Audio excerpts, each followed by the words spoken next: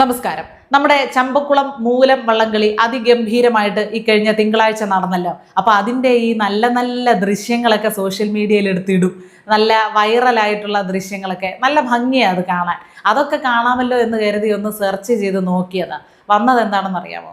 മീശയും താടിയൊക്കെ വെച്ച മുതിർന്ന ഒരുത്തൻ എന്താണ് ഇട്ടിരിക്കുന്നത്, അടിവസ്ത്രം ഇട്ടിട്ടുണ്ട് ഭാഗ്യത്തിന്.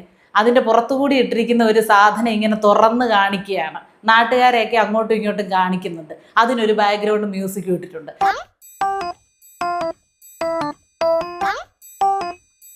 അതായത് വെള്ളത്തിന്റെ നടുക്കുള്ള വള്ളത്തിൽ നിന്നുകൊണ്ട്, ഉള്ളിലും വെള്ളം ഉണ്ടോ എന്ന് നമുക്കറിയില്ല, വള്ളംകളിയുടെ അന്ന് വെള്ളംകളിയാണ് നടക്കുന്നത്. അതൊക്കെ കുട്ടനാട്ടിൽ സ്വാഭാവികമാണ്, അതൊക്കെ നടക്കുന്നതാണ്. പക്ഷെ അതിൻ്റെ പുറത്താണോ എങ്ങനെയാണോ എന്നറിയില്ല, ഇങ്ങനെ ഒരു ധൈര്യം അങ്ങേര് കാണിച്ചു. അടിവസ്ത്രം ഇങ്ങനെ തുറന്ന് കാണിച്ചുകൊണ്ട് നിൽക്കുകയാണ്, വയറും അടിവസ്ത്രവും ഒക്കെ കാണത്തക്ക രീതിയിൽ. അത് എന്നിട്ട് മാസ്സായിട്ട് ആഘോഷിക്കുകയാണ്. എന്നിട്ട് അതിനെ സപ്പോർട്ട് ചെയ്യുന്ന ആളുകൾ ചോദിക്കുന്നത് ഒരു രസമല്ലേ എന്നാണ്.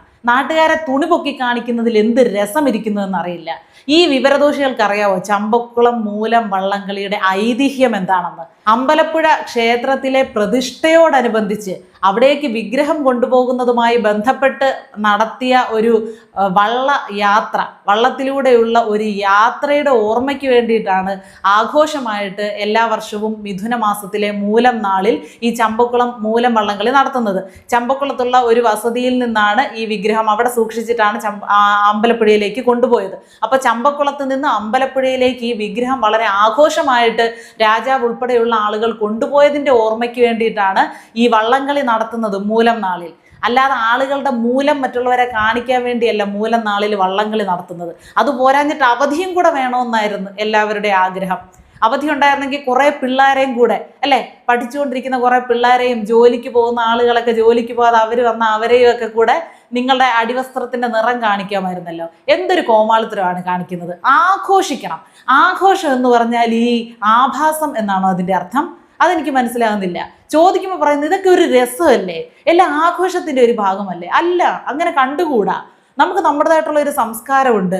നമ്മൾ നടത്തുന്ന ഓരോ ചടങ്ങുകൾക്കും അതിൻ്റെ പിന്നിൽ നല്ല വിലയേറിയ മൂല്യമുള്ള ഐതിഹ്യങ്ങളുണ്ട്. അതിനൊക്കെ ഒരു മര്യാദ കൊടുക്കണ്ടേ?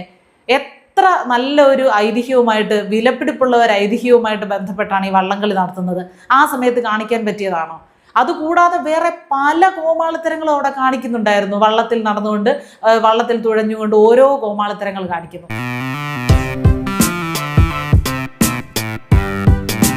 നല്ല നല്ല വള്ളപ്പാട്ടുകൾ പാടുക, കൈകൊട്ടി കളികൾ നടത്തുക, ആഘോഷിക്കുക, ആർപ്പോ വിളിക്കുക, എല്ലാം ചെയ്യാം. അതൊന്നും ചെയ്യാതെ നിന്നുകൊണ്ട് തുണി പൊക്കി കാണിക്കുകയാണ്. അപ്പോൾ ഇവർ വിചാരിക്കുന്നത് പെണ്ണുങ്ങൾ ഏതായാലും തുണി പൊക്കി കാണിക്കുന്നു, തുണി ഉരിഞ്ഞ് കാണിച്ച് വൈറലാകുന്നു. ആണുങ്ങളും കൂടെ തുടങ്ങിയേക്കാം. ഇനി ആണുങ്ങളും കൂടെ തുടങ്ങിയാൽ അതും കൂടെ കാണാനുള്ള ശേഷി കേരളത്തിൽ മിച്ചമിരിക്കുന്ന കുറച്ച് വിവരമുള്ള മനുഷ്യർക്ക് ബാക്കിയില്ല. ഞങ്ങളിതൊന്നും കാണാനല്ല ഇരിക്കുന്നത്. ഇതുമാത്രമല്ല, കണ്ടമാനം കോമാളിത്തരങ്ങൾ സോഷ്യൽ മീഡിയയിൽ നടക്കുന്നുണ്ട്. കഴിഞ്ഞ ദിവസം കുസുമത്തിനെ കൊണ്ട് ഞാൻ പറയിപ്പിച്ചായിരുന്നു കുറച്ച് കാര്യങ്ങൾ.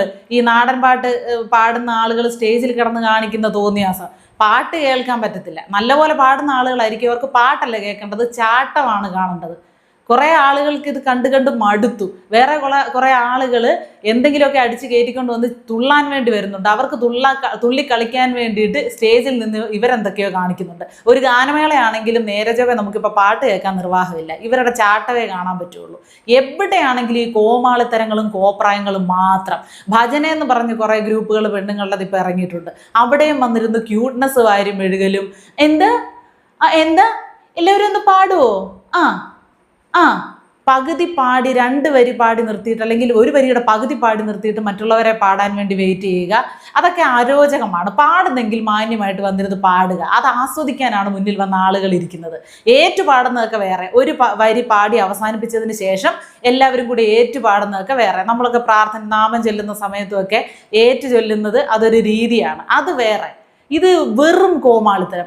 മറ്റൊരു സാധനം കണ്ടത്, ഈ അഭിനയിക്കുക എന്നല്ല അവരുടെ ലക്ഷ്യം, ചുമ്മാതെ വേഷം കെട്ടി നടന്ന് എന്തൊക്കെയോ കാണിച്ചു കൂട്ടുന്ന കുറേ എണ്ണങ്ങൾ. അങ്ങനെ ഒരു സമാന്തര ലോകം ഇവിടെ ഉണ്ട്. ഞാനത് ഇടയ്ക്കിടയ്ക്ക് കാണാറുണ്ട്. ഇത് എന്താ കാണിക്കുന്നതെന്നറിയില്ല. സിനിമ എന്ന് പറയുമ്പോൾ എന്റെ പാഷനാണ്. IPS യൂണിഫോം എന്ന് പറയുമ്പോൾ എന്റെ ഫാഷനാണ്. ഒരു യുവതി പോലീസിന്റെ യൂണിഫോം ഇട്ടുകൊണ്ട് ആ യൂണിഫോം ഇട്ടിരിക്കുന്നത് കാണാം. യൂണിഫോമിനെ അങ്ങേയറ്റം അറ്റം അപമാനിക്കുന്നതിന് തുല്യമാണ് പോലീസ് യൂണിഫോമിനെ.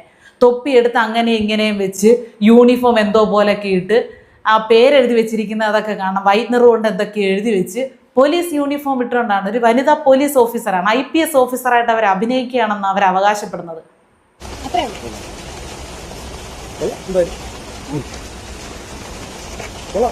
ഇതിനൊക്കെ എന്ത് പറയാനാണ്? ഇതിനൊക്കെ എന്ത് ഒരു അറുതി, എന്ന് അറുതി വരാനാണ്? ഇതിനൊക്കെ ആരാ സമാധാനം പറയുന്നത്? ഇതിനൊക്കെ ആരാ ഒന്ന് തടയിടുന്നത്? ഒരു നിശ്ചയവും ഇല്ല. ഇനിയിപ്പം ഓണം വരാനിരിക്കുന്നു. ഓണം വരുന്ന സമയത്ത് അതിനപ്പുറമാണ് എല്ലാവർക്കും മദ്യപാനം. ആണുങ്ങൾക്കാണെങ്കിൽ കുറേ എണ്ണങ്ങൾക്ക് മദ്യപിക്കുക, മദ്യപിച്ച് ലക്ക് കേട്ട് കുറേ കൂത്താട്ടങ്ങൾ കാണിക്കുക. പിന്നെ സെറ്റ് സാരി, അന്ന് ഒരിക്കലും സെറ്റ് സാരി ഉടുക്കാത്തവരൊക്കെ അന്ന് സെറ്റ് സാരി ഉടുക്കും, മുണ്ടുടുക്കാത്തവരൊക്കെ അന്ന് മുണ്ടൊക്കെ ഉടുക്കും. അതും എടുത്തുകൊണ്ട് കാണിക്കുന്നത് വേറെ ഗോഷ്ഠികളും പ്രഹസനങ്ങളുമാണ്. നമ്മുടെ ഓണത്തിൻ്റെ ഐതിഹ്യം എന്താണ്? ഓണം എങ്ങനെയാണ് ഒരു ദേശീയ ഉത്സവമായിട്ട് കണക്കാക്കപ്പെടുന്നത്? അതിൻ്റെ പ്രാധാന്യം എന്താണ്? പൂക്കൾ, ആ പൂക്കളുടെ മണം അല്ലെങ്കിൽ സദ്യ, അതിൻ്റെയൊക്കെ പ്രാധാന്യം എങ്ങനെയാണ് ആ ഓണത്തിനോടനുബന്ധിച്ച് ഉണ്ടാകുന്നത് എന്ന് മനസ്സിലാക്കിയ ഒരു ആഘോഷമൊന്നും ഇപ്പോൾ ഇല്ല.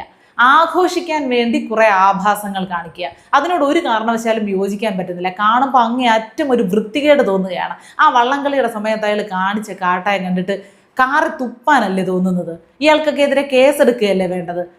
കുടുംബമായിട്ട് എത്ര പേര് വന്നിരിക്കുന്നുണ്ടായിരിക്കും? കൊച്ചു പിള്ളേർ എത്ര പേര് കാണും? പോട്ടെ, കൊച്ചു പിള്ളേരും കുടുംബവും വേണ്ട, മനുഷ്യരല്ലേ അവിടെ കാണാൻ വേണ്ടി വന്നിരിക്കുന്നത്. ഇവരുടെയൊക്കെ സാധനങ്ങൾ കാണാൻ വേണ്ടിയാണോ വന്നിരിക്കുന്നത്? ഞാൻ എൻ്റെ നിയന്ത്രണം വിട്ട് ഞാൻ ചോദിക്കുകയാണ്. അവരവരുടെ കയ്യിലുള്ള വിലപിടിപ്പുള്ള സാധനങ്ങൾ മറ്റുള്ളവരെ കാണിക്കാനുള്ള ഒരു വേദിയായിട്ടാണോ ഇത്തരം ആചാരങ്ങൾ നടക്കുന്ന സമയത്തെ നിങ്ങൾ കാണുന്നത്? അത് ഒരു കാരണവശാലും പ്രോത്സാഹിപ്പിക്കാൻ പാടില്ല. ഞാനിനി ഇങ്ങനെയൊക്കെ ഇരുന്ന് പറയുന്നത് എൻ്റെ കാഴ്ചപ്പാടിൻ്റെ പ്രശ്നം കൊണ്ടാണോ എന്നറിയില്ല. കുറേ ആളുകൾക്കൊക്കെ ഇതിനോട് യോജിക്കാനും പറ്റുമായിരിക്കും. ഒരു രസമല്ലേ ശീതൾ, ഒരു ഓളത്തിന് അതിൻ്റെ ആ സെൻസിലെടുത്താൽ മതി എന്നൊക്കെ പറഞ്ഞ് സമാധാനപ്പെടുത്തുന്ന ആളുകളുണ്ട് കേട്ടോ.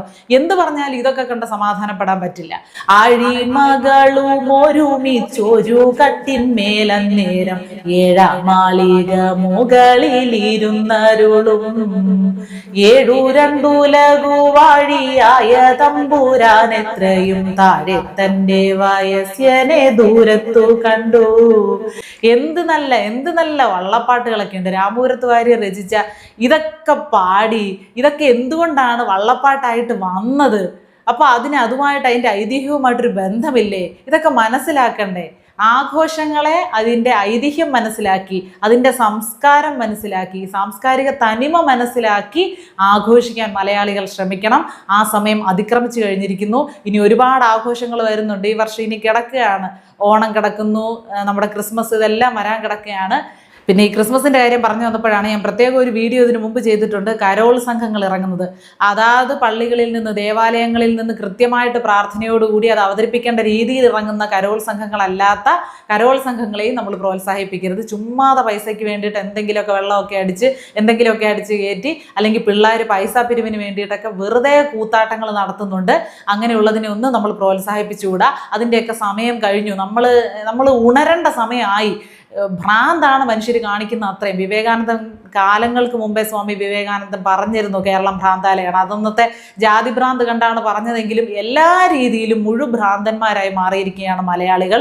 അത് ഓരോ സമയത്തും ഓരോ ആഘോഷവേളയിലും അത് നമ്മൾ പ്രകടമാക്കിക്കൊണ്ടും കൂടി ഇരിക്കുകയാണ്. അതിൽ നിന്ന് ഒരു മുക്തി വേണം. എല്ലാവരും സ്വബോധത്തോടെ ചിന്തിക്കുക. ശരിയല്ലേ ഈ പറയുന്നതെന്ന് നിങ്ങൾക്ക് ചിന്തിക്കാൻ സാധിക്കുന്നുണ്ടെങ്കിൽ, എന്നോട് യോജിക്കുന്നുണ്ടെങ്കിൽ ആ കാര്യവും നമ്മുടെ കമൻറ്റ് ബോക്സിൽ ഒന്ന് എഴുതും.